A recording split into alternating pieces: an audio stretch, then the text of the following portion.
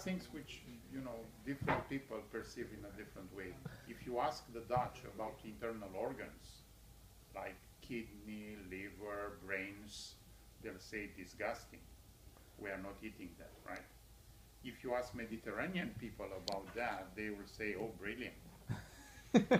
But Dutch people, from the other point of view, they eat with big pleasure leberwurst, right? Come on, it's in the shop and many people buy it. Leberwurst, it's done with liver, right? Liver. Okay, then banana. Did you finish the banana, sir? No, you didn't finish it. I was just trying to buy you some time to finish it. And also, the colleagues in Eindhoven, I think they are gone, right? You are the only one.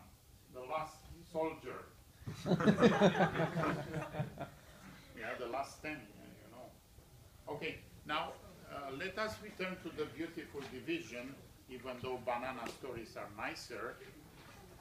Then I hope you don't get a debate there on moussaka and other things, right? Moussaka is better than banana. Yeah. For you. Okay. Now what we have here is the evolution of the partial product, of the partial remainder, sorry, in a division which is driven by this kind of rule of trying to make the sign of S and D equal. Then, initially, my partial remainder is Z. Z is negative, D is positive, which means they are not the same. I am adding. Shift, now they have the same sign. I'm subtracting. Shift, I am adding. Shift, I am adding whatever, and I'm finishing.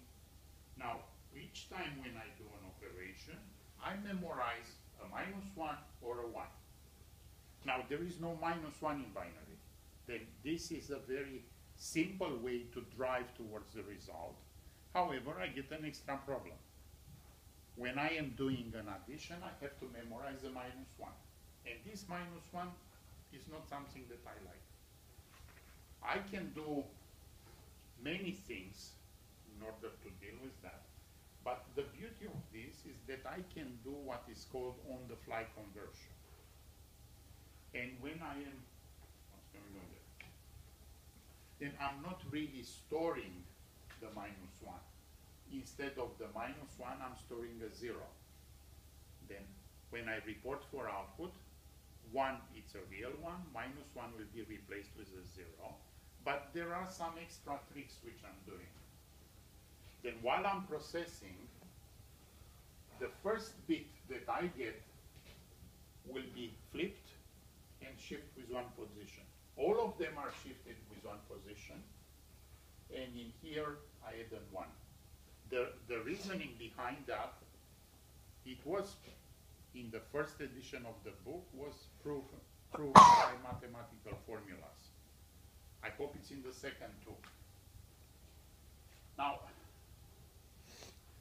there is something here which already gets my attention. I have a quotient which is 1 bit too long. Then due to the shift, I generated now a quotient which is actually 1 bit too long. And in here, my normal quotient was 6 bits, and now I have 7. Now, I can think about it as an overflow, or I can think about it as a good result. And it will be an overflow whenever those 2 bits are not the same. If they are the same, it's essentially a sign extension, and I can drop this. If they are not the same, I have an actual overflow. And I can check that while I'm doing the calculation. And if after the first 2 iterations, I'm not getting here 2 zeros or 2 ones, I'm in an overflow condition. Now, there is a next, then, what I am doing, I am processing this, I'm doing addition or subtraction, And when I store the quotient, I have to treat it in a certain way, which is slightly different. On the first one, I have to flip it. When I do an addition, I'm not storing a -1 because I cannot. I will store a 0. And if this is a -1, I will actually store a 1, but it's one position further. All the rest will come as they are, and at the end I will pad with a 1. This will give me the correct value. If after 2 iterations those are not the same, I have a problem, and I see that I have an overflow, which means I don't have to check the overflow before. I can just start doing calculations, and if after 2 iterations I'm dropping it. Now, which one is better? To check the overflow first and then start the calculation, then it's one extra cycle, or this one where I'm doing directly calculations, and if there is an overflow I may stop. Which one would you choose? The first one. Then check the overflow and then go into calculation. Why do you think is better? Well, if you have too many operations, and you can just eliminate all those operations by just doing the overflow check once, then you save that. Is that true? How often do I have an overflow? If I assume random operands, the chance to have an overflow is actually not very high.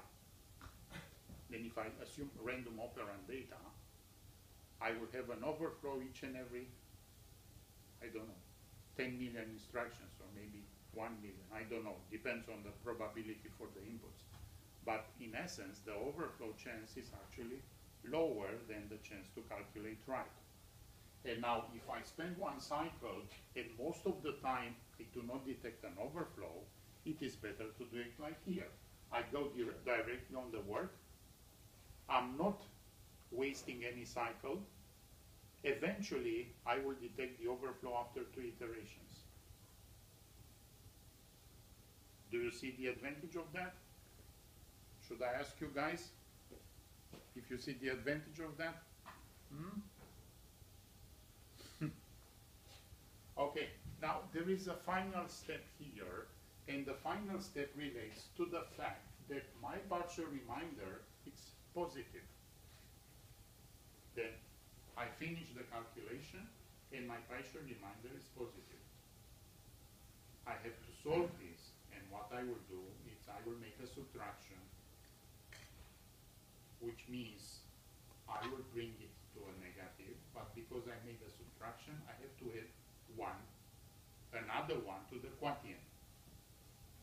And this will give me this final result. Now, while the calculation of the conversion is on the fly and it will not cost me anything, this extra compensation will cost me an addition. Then this may actually increase the execution time with one cycle. Then somehow, one way or the other, there is no avenue to heaven, or a simple one. Now, in here we have an example on how this division is working. And now, we don't care whether or not our numbers are positive or negative. We just should be able to do a subtraction or an addition each and every iteration, and then to check whether or not the signs are okay or not. Then I just do shift, add or subtract, and the selection for add or subtract, which is simple because I'm doing TOS complement calculation, will be determined by this. I compare the sign of S0 with sign of D. They are not equal, then I'm doing an addition, report a -1. Actually, I'm not reporting a -1. I'm just reporting the 0 and flipping it here, which is happening. I know that I'm at the first iteration, then I have a small controller which will take care of that. Then I do the calculation, I check again the signs. Now the signs are correct. I report the 1 and I subtract. This one will actually go here. In here we have the quotient digits in the -1, 1 format, but this is what I'm really computing. Next iteration, signs are different, -1 and a. Then this is just reported as a 0. Then last iteration, signs are equal, and then I report the 1 and I subtract. Now, I am done with the 4 cycles. And while I'm done with those 4 cycles, I have this result. This is already stored because this is automatic. When I report this, I will feed it with a 1. Then my controller now, it's a bit smarter. It's saying you are in the first iteration, you have to flip the bit that you are reporting. You are in the last iteration, you report the bit, but you feed it with 1. Now, I am done with the calculation, and the fact that here I have 1, 1 is telling me that I don't have an overflow. Because this is the sign bit, I can drop this. But I'm not done with the calculation because I have signs which are not equal. Then my reminder and my original operand do not have the same sign, and then I have to do a corrective operation. And I am doing a subtraction, and due to that subtraction, I have now a positive result. 2 things which are important here. In the corrective operation, I'm not doing any shift. Then it's not about shifting things because I'm not part of the iteration any longer. I'm just correcting a guess which was over-optimistic. Or essentially, it's not due to that in this case, it's due to the way I was drawing the convergence into the solution. That's the first part. And the second part is that when I'm doing that, I'll have to compensate this, which means that I will have to do an addition. Even to add or to subtract. Then, while the entire calculation here is on the fly, the final calculation will give me a carry propagation in here. And I have 2 possibilities.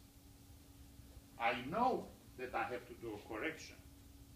And because I know that I have to do a correction, I can start this and this addition in the same time. Then I will not have an extra cycle. But then I require 2 adders. And one of them, I'm mostly never using it. Each iteration I'm using an adder. Then if I want to hide this extra cycle, I need another adder which is 99% of the time idle. Sometimes we cannot do that. In other situations, we can share resources. Then I can ask my neighbor, can you give me some sugar, right, or some oil? I'm not sure if this is true any longer in the Netherlands, but certainly it used to be true. Not in other places? You never heard about knocking on the door of the neighbor and asking, give me some sugar or some bread? No? Yeah. But this is old-fashioned tradition. Are we clear with this? Why are you laughing? It's about the bread or it's about the algorithm? About the bread. I was thinking that it's also a model they hate for me. What? I use it a lot.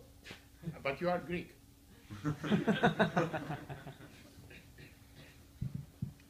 But this is mostly kind of, village culture. Yes. If you live in the city, you don't know your neighbors. I behave like a village. Do you know your neighbors? Yeah? You live in the apartments for the students, or you live in normal homes? Students. Mostly students, I think. Okay, then. Okay, are we clear? Beautiful, simple, nice and clean. Let's see what next. Now this is the mechanism which I'm using now to do non-restoring hardware. Then, first of all, I am doing this kind of check on the sign of the divisor and the sign of this result, if positive or not. Now, I'm not using directly the sign, I'm using the complement of it. This is just for a simplification of the calculation, then I just use an XOR. But you can also implement it in a different way. And this is not the complete story anyway, because you will also have a small controller which will take care of the other things. Then when you store in here this, when you are in the first iteration, you have to store it in a different way. When you are in the last iteration, you also have to do some other things. After the second iteration, you can also check whether or not you have an overflow. Okay? And there is also something which is not here. Whenever you complete the iterations and you have to make a corrective addition and subtraction, you should be able to take this quotient and provide it as input to this header or to another header or to an incrementer or to a decrementer or something like that. In here you just have the skeleton of the structure. And now you see that with this you control add subtract, and this add subtract is determined by the comparison of the digits of the sign things, and here you have complement. Actually you can implement it in many ways. One way is to use a max, then to take it directly or invert it. The hot carry is coming here, then the +1 when you do complementation. Or you can use XOR gates. Then all the bits are going through an XOR gate, and depending when it's coming a 0, you let them pass. When it's coming a 1, they will be inverted. Right? Yes or no? How is an XOR gate working? It's working like that, huh?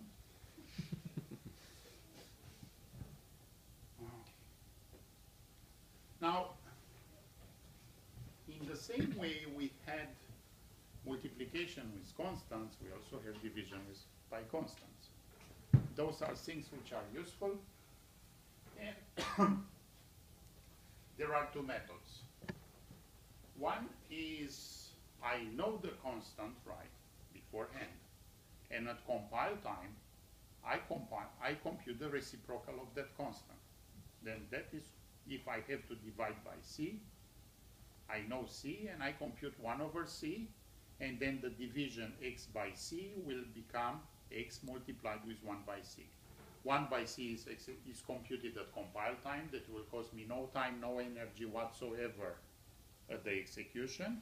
And what the compiler has to do, it has to find a way to multiply my number with that constant, which are tricks that we already know.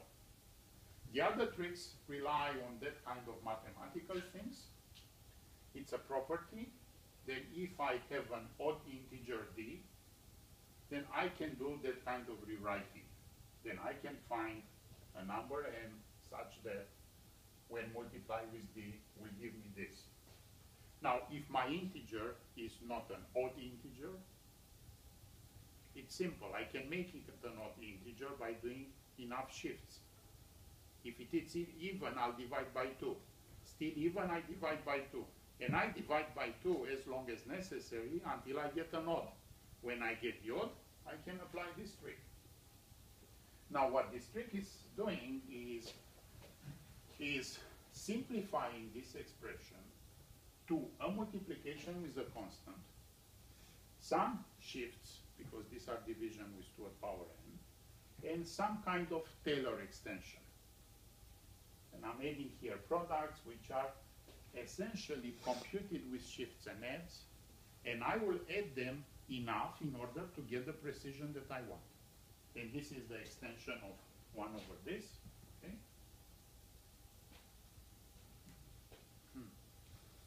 I don't like what I see on your faces. But we can assume that we know that this can be extended like that, right? 1 over this can be extended in a series like that.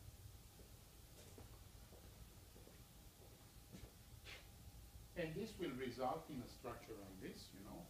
I have an example, what is Z, what is okay, and I want to get 24-bit precision. And the number of terms in this product will depend on the precision that I want to get. If I want to get more, I go also for 32. But I will not get exactly what I want. I may get more, but that's not a problem. This is what I have. What is more, I'll drop. I'll just keep the 24 of them. But this is the way I'm doing that division, you know. I compute 3z, then I compute this multiplication, which is 3z plus 3z, which is multiplied 2 to the power minus 4, which is a shift. And then I'm doing next, you know, I have this product already, then I will have this plus this one, 2 minus 8, and I'm done. And at the final calculation, I have to divide by 16, which is a shift with 4 positions. Okay? Some of those shifts will not take me time, depending on how my architecture is organized. This may take time or not. And in the same way we did for multiplication, we can also combine add and shift instructions. Then if my processor had that kind of thing, I may get some kind of simplification. Oops. Okay, no, this is an update which is going on this processor. Okay. Oh my God. Somebody is using LaTeX. Do you know LaTeX? Yeah, you speak LaTeX. Oh my God. Do you like it? Yeah? Better than Word? Why? Oh, I'm just curious. Why do you think it's better than Word? Because with report operator, And you can share with colleagues in a simple way. the numbering of figures and also that kind of stuff with references. Looks better. Looks better, yeah. That's No effort at all. you control what you get. Looks better, and equations you can write very decent. In Word, if you have to do equations, it's a nightmare. No, I don't like Word. Okay. Now, let us try to continue the journey, and let us try to make steps towards doing faster division. And as I said, we will do things not in a straightforward way. We have to pick a flower from here, a flower from there, and eventually to converge to something. Now, this is a diagram which relates the partial product, the partial remainder, sorry, and the shifted partial remainder towards the value of the divisor. Now, because this is a convergency process, whatever you have there, your intermediate partial remainder, it's always bounded by d and minus d. This is due to the way that you make the check for the overflow. Remember, the most significant part of z has to be smaller than d. And then you always operate on that part, which you shift. And when you shift it, it can go no further than 2d or no lower than minus 2d. Now, within this dynamic range, this is the shifted partial remainder, which can be on any of those values. Now, what you want to do in the division process is to make the reduction to converge towards your quotient. And for that, you make choices for the quotient one bit at a time. Now, I can split this dynamic range into parts. When I am from 0 towards 2d, I can always choose the quotient 1 and do a subtraction. And this is the case. I am here, I do a subtraction, which will bring me here this value. Or I am here, I'll do the addition, and will bring me in this value. Then each time when I do the operation, I have to normalize the shifted partial remainder within my interval. This is essentially how the addition is working. This is a different way to represent what we discuss in the sequential addition process. And this diagram is telling me which digit to choose depending on the value of this shifted partial reminder. Is it clear, this diagram? Then I said Z, it's always bounded by D due to the check for the overflow. When I start with that most significant part of Z, which is, okay, I'm shifting it, and that it will be bounded by 2D or minus 2D. Then this will be my dynamic range for the partial reminder. In this iteration, I will have to normalize it, then to do an addition or a subtraction in order to bring it back in business. And depending on where I am here, I can do one or the other. So far, so good? If not good, what is not good?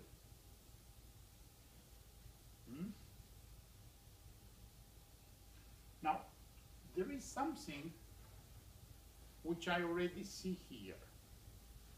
Not all the time I have to do something. Like in this situation, I was in this place, which is, you know, not out of the dynamic range in this. Then what I did, I normalized it to a positive value, but I could have stayed to this value also. Then in this region, in here, I also can do nothing because it's already normalized. I'm just changing the sign. Then if I am higher than D, between D and 2D, I certainly have to do a subtraction because next time it will blow to 4D, which I don't want. Then I want to keep it always within this range in order for the iteration to converge. If I am here, I also always have to do addition because if I'm not correcting that to bring it in the good dynamic range, this will blow the next time. But while I'm in this domain, I don't have to do anything. It's a valid number. Next time will not be valid, but I can leave it as it is. Okay.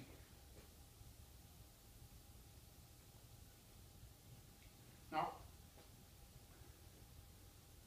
I can also split the space in 3 regions now.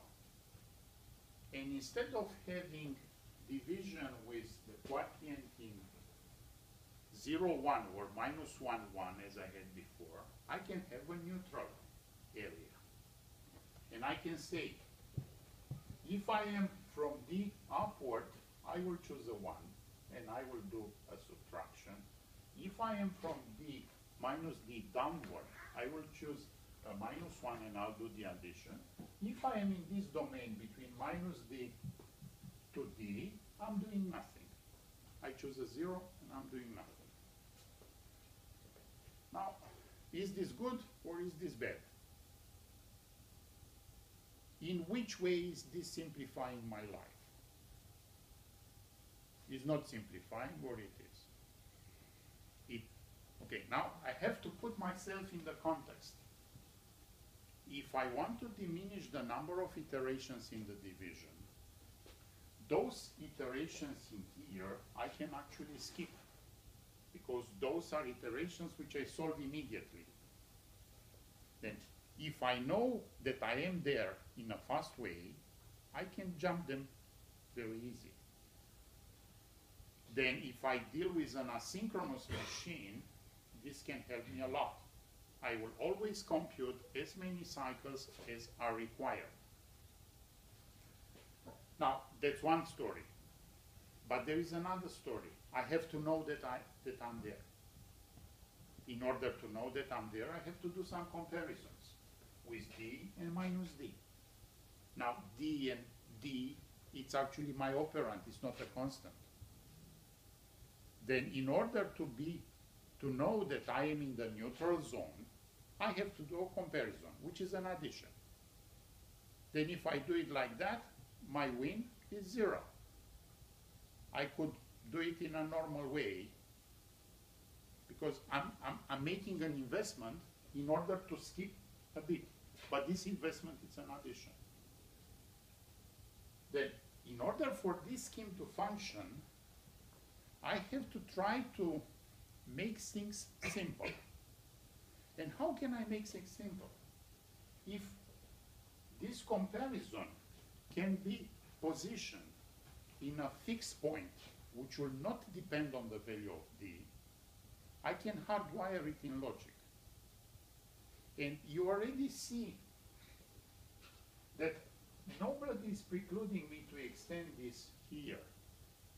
And in this area to select 0 or 1, and in this area to select 0 or -1. Both of them will do.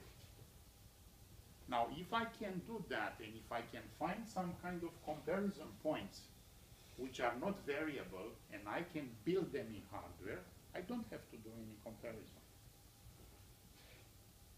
And this is the beauty of this SRT division algorithm, which was invented by 3 guys.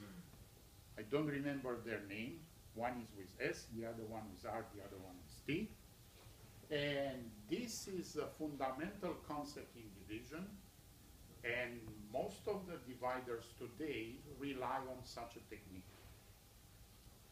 What those guys proposed, apparently in parallel, because in that time, you know, it was not that simple to know what other people were doing, they came with a very simple idea. They said, why would I bother to deal with numbers which are in any kind of dynamic range? I can fix that by doing shifts. And I can bring my operands within a certain range. And then if I make now some kind of restrictions, and then my partial remainder will be always between -0.5 and 0.5, then I am always dealing with fractional numbers. Fractional and integers, remember from the first slide, they are the same. It's just a decimal dot which is in my mind. But from the calculation point of view, it matters. Then if I do now a restriction of the dynamic range, and instead of going from 2d to -d, I will restrict to go from 1 to -1, which is due to the scaling. Then I apply a scaling to the operands. And then if this is always in this domain, the shifted partial remainder is always between 1 and -1. Now, remember, in this dynamic range, I can make the choice. And I was making a choice for 1 if the shifted partial remainder was larger than d. And for -1 if it was smaller than d, and for a 0 if I was inside here. Now, by doing that kind of shrinking of the dynamic range, I can place now some beautiful fixed numbers which will allow me to always make the right choice without comparing to d. And these numbers are this one, 1.2 and -1.2. You see, I'm extending the choice for 1 beyond d to a point where I can choose a 0 also, but the choice of 1 is also good. And I'm extending also the choice for this one. And now, my life is pretty decent. Actually, it's I have a beautiful life. I just have to inspect 2 bits from the shifted partial remainder to know where I am. If I am larger than 0.5, you know, it's a fractional number. Then the first bit is the sign bit. Then if I'm a positive, and the next bit is a 1, it's 1.5 more.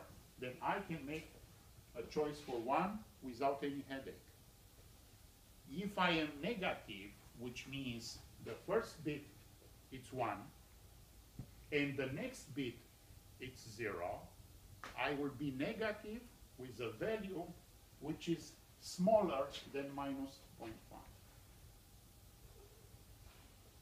And then I replaced 2 comparisons with just very simple hardware. I look at those 2 bits, and based on those 2 bits, I say what I'm doing. I am doing it, then and doing it means add, subtract, or do nothing. Okay? Store the choice, and then go to the next iteration. Is it clear? So far, so good.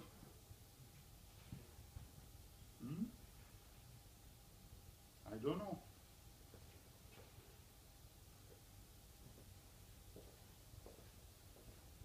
You know, quiet is also an answer. You ask me if you want. That's my job now, to explain this. You said you multiplied by 0.5, but what did you multiply by 0.5? I didn't multiply anything by 0.5. I just said that I restricted the dynamic range of my operands. Okay. If they were larger, I will apply a number of shifts in order to bring them there. When I obtain the result, I will have to do post-compensation, because this will give me the result of the division with the shifted operands. And when I report the results, I have to do post-compensation. Then the first step in this is to prepare the army. Then to put your operands in the proper position, which will require some shifts. Then you just do whatever you did before, but now the decision on what to do is done in a very simple way. You just compare with those two beautiful constants. Because in this case, doesn't matter what is here, this will be always larger than 0.5, because those guys have positive influence. And also in this case, doesn't matter what is here, this cannot be larger than minus 0.5, because this is minus 1, and whatever is coming here is actually 0.5 minus unit in last position. And if all of those are 1, they cannot be like a 1 here. Almost, but not there. Okay? And then it's very simple to make the decision. Now, this is the mechanism, as we just discussed. You choose one, you choose whatever. What is also beautiful is that by using this technique, you can skip bits. Then you do what is called leading zero detection. Then you have a piece of hardware which is observing your shifted partial product. And whenever a string of zeros or a string of ones like that is discovered, you can skip them all.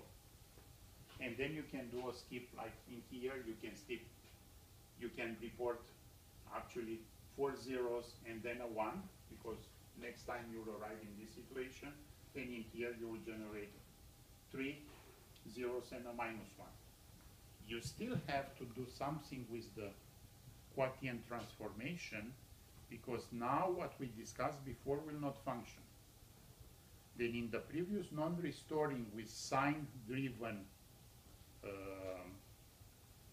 control, you had 1 and minus 1. Minus 1 was associated with a 0, and you were doing compensation at the beginning and at the end. Now you have 3. You have 0, 1, and minus 1, and each of them will give you a good information. There is another technique to do on the fly conversion for that, which, if I recall correctly, is not in the book, and it's a bit more complicated, but still can be done on the fly. Now, based on some kind of simulations, they arrive to the conclusion that you can skip about 3 bits on average. And this is good result. And in a processor which is synchronous, but I have a kind of handshaking on some kind of functional units, I can still make use of that. You know, I have instructions which do have completion, which is not always the same. I can have processors where the compiler knows all the time is static. When I'm scheduling a multiplication, I know that the result will be ready after 2 cycles. But I can also have architectures where I don't know about some results, and I have to do dynamic scheduling. If I have that kind of architecture, I can still take advantage of this.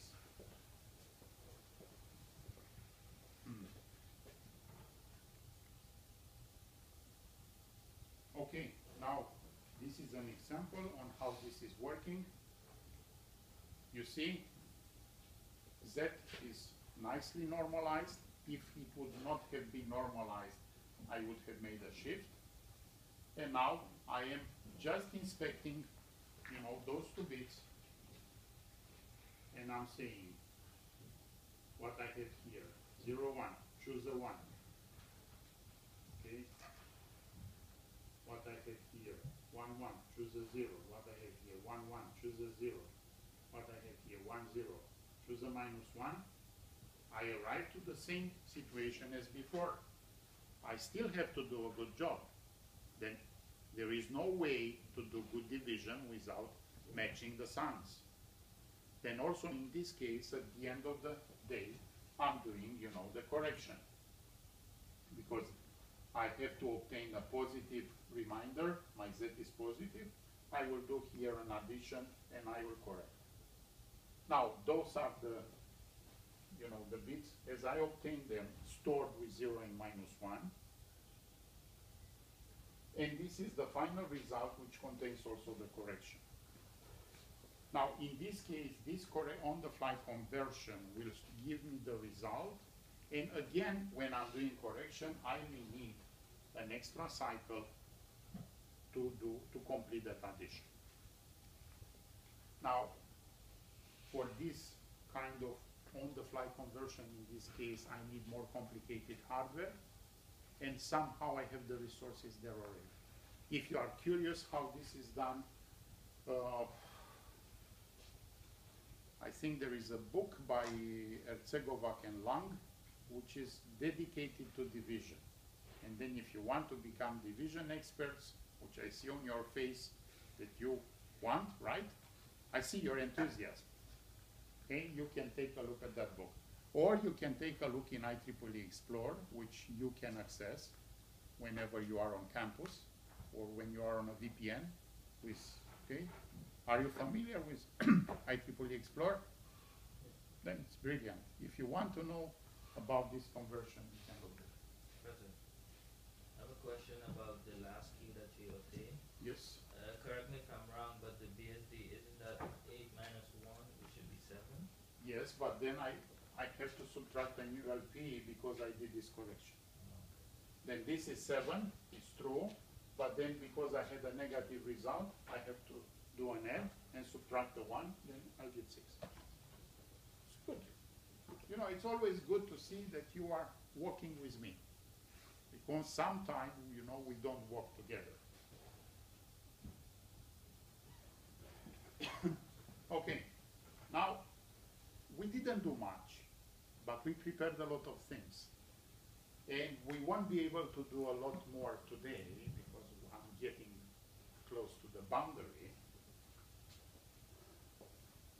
But we can take a look on how to do division faster.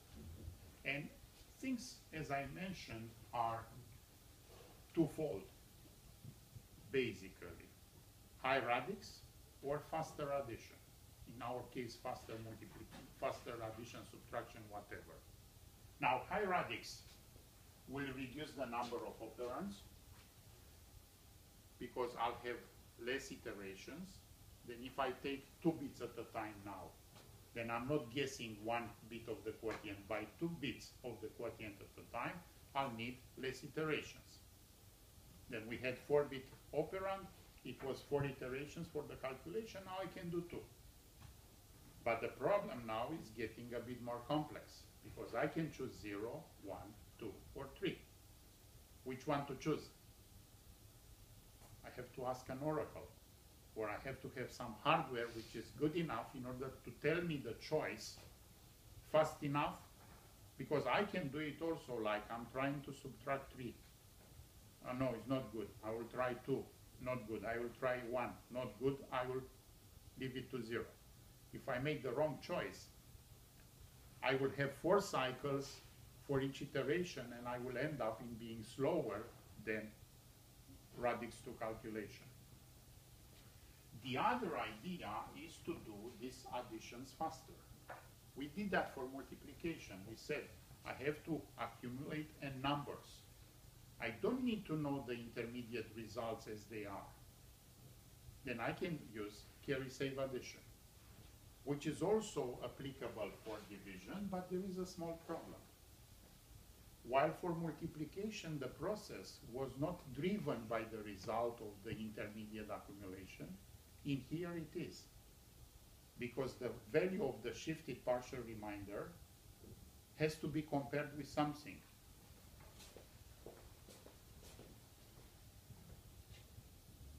Let us assume I'm here, right? And I keep this number, which is the result of a previous addition, as two numbers. And now I have to know where I am.